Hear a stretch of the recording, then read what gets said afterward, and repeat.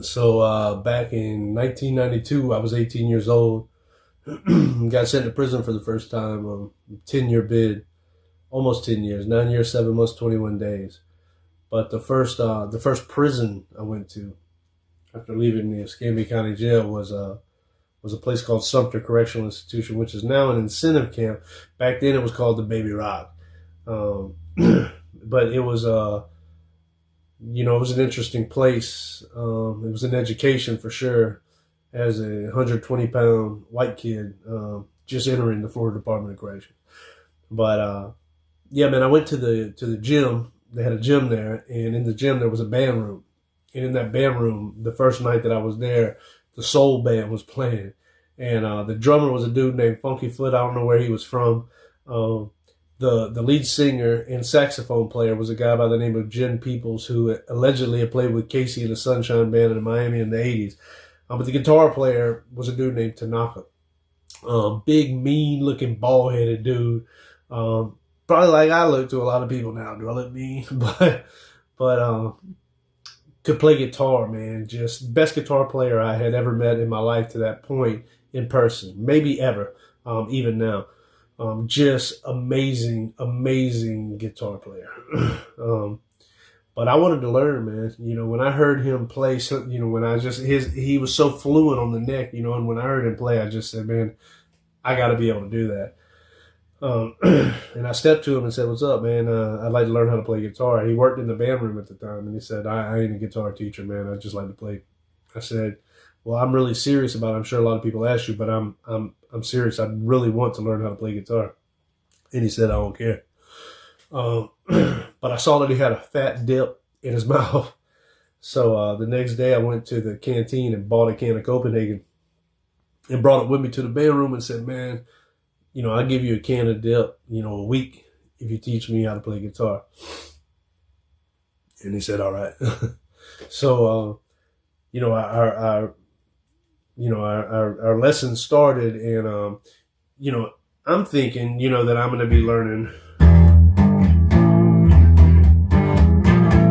rock chords, maybe, maybe a little bit of some other stuff, the pretty open chord stuff. But he was teaching me minor sevenths, major sevenths, some obscure diminished chords, just some very stuff that you don't hear a lot. Or back then, especially, you weren't hearing a lot in contemporary rock music, which is what I kind of wanted to learn how to play, even though I was aware of the fact that he was in the soul band. He also played a lot of blues, which, of course, Stevie Ray Vaughan. But anyway, so he gave me those weird chords to play. And, I learned them. He also had me on an acoustic guitar where the strings, the action was this high up off the neck. So, 18-year-old hands that had never played a guitar before trying to press down these strings. It was like, man, my hands just, it was very difficult, man. But, we were playing music like...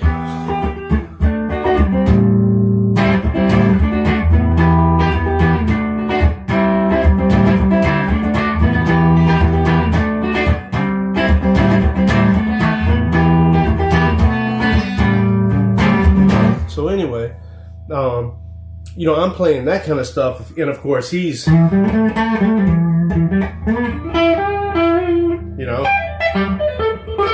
he's just all over this thing, and that little bullshit right there is nothing compared to the stuff this dude was doing. But yeah, that went on for a few months, man, and I go to the yard, and my homeboys would be like, man, play some Metallica. I was like, I could play some Isley Brothers. And they're like, no. Play some Alice in Chains, play some Nirvana, play some Pearl Jam, play some Soundgarden. It was the early 90s. And I was like, damn, I can play Bobby Blue Band, Bobby Womack. So I wasn't really learning any rock and roll. But I was learning blues, which I later came to learn. It's a fundamental building block of rock and roll, right? So it worked out. Because when I moved on to rock,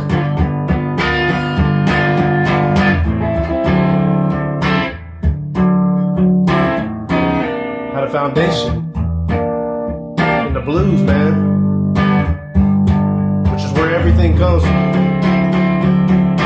And you know, he was teaching me such cool stuff, and I didn't realize how cool it was at the time because I just wanted to learn the rock stuff. I wanted to get to the rock stuff that I wanted to learn. And you know, one day we kind of had it out because he had me playing that. We had like a Karate Kid, you know, Daniel-san Miyagi moment where I was like, yeah, man, you got me playing this big stupid ass acoustic guitar with high action and playing all these, you know, these lame ass chords while you're just over there, you know, soloing like crazy over these switch guitars with me. And he was like, well, here, you play this one. And gave me the electric that he'd been playing. And he took that acoustic. And man, when I tell you, I mean, I was just, you know.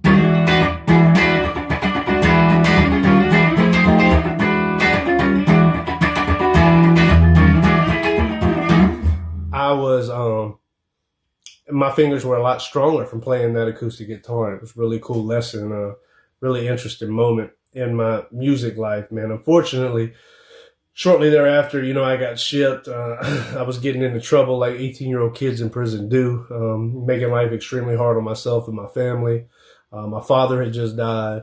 You know, my mama was was trying to deal with sending her only son to prison and burying her husband. So a lot was going on in life, and I kind of got away. I heard recently that that Tanaka had died in the joint. He was like many lifers, you know. He died in prison, but spectacular, phenomenal guitar player who taught me stuff like this.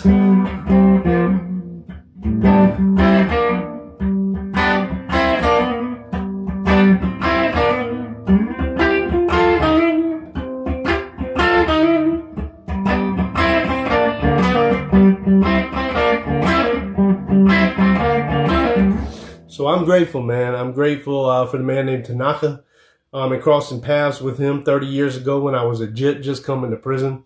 Unfortunately, the guitar has been taken away from me for many years due to my own stupid-ass decisions, but the Florida Department of Corrections doesn't support things like music anymore, so there's not a lot of music programs in there, but I'm very grateful to have crossed paths with Tanaka, grateful for everything I learned from him, and extremely grateful for freedom, this badass studio behind me, and being in this home, and being able to talk to y'all about music and books and life. Wishing you momentum.